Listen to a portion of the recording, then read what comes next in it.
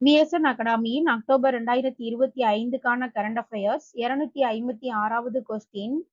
ASEAN நாடுகள் கூட்டமைப்பின் 47வது மாநாடு எங்கு தொடங்கப்பட்டுள்ளது? மலேசியா.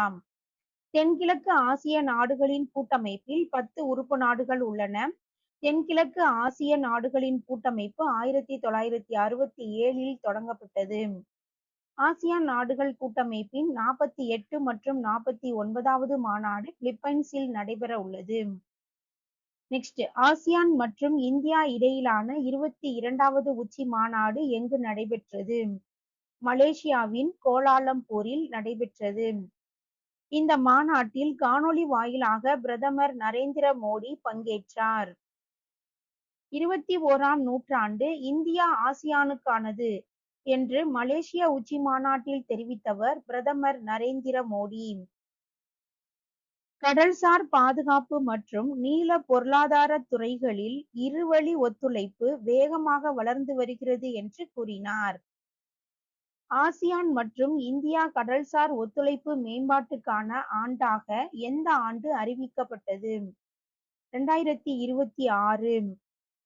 இந்திய கடல்சார் வாரம் 2025 என்ற சர்வதேச மாநாடு எங்கு நடைபெறுகிறது? மும்பை. மும்பையில் அக்டோபர் 27 முதல் 31 வரை நடைபெறுகிறது. இந்த மாநாட்டில் 10 லட்சம் கோடி மதிப்பிலான 600 புரிந்துணர்வு ஒப்பந்தங்கள் மேற்கொள்ளப்பட உள்ளன.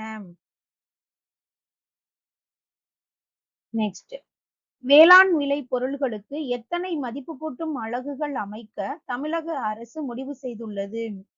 100.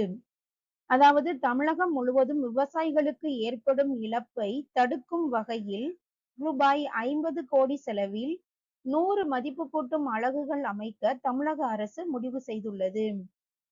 காபி உற்பத்தியில் முதலிடம் பிடித்த மாநிலம் கர்நாடகா. 2வது இடத்தில் கேரளா, 3வது இடத்தில் தமிழ்நாடு அமைந்துள்ளது. எந்த நாட்டில் ரவீந்திரநாத் தாகூரின் மார்பளவு சிலை திறக்கப்பட்டது? சீனா.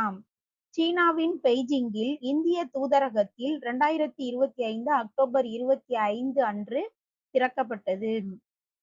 நெக்ஸ்ட், 2025 ஆசியா யூத் விளையாட்டு போட்டியில் பளுதூக்குதல் போட்டியில் தங்கம் வென்றவர் பிரீத்தி ஸ்மிதா போய். இவர் இந்தியாவை சேர்ந்தவர். 2025 ஆசியா யூத் விளையாட்டு போட்டி பக்ரைனில் நடைபெற்றது. இந்திய காலாள் படை தினம் அக்டோபர் 27.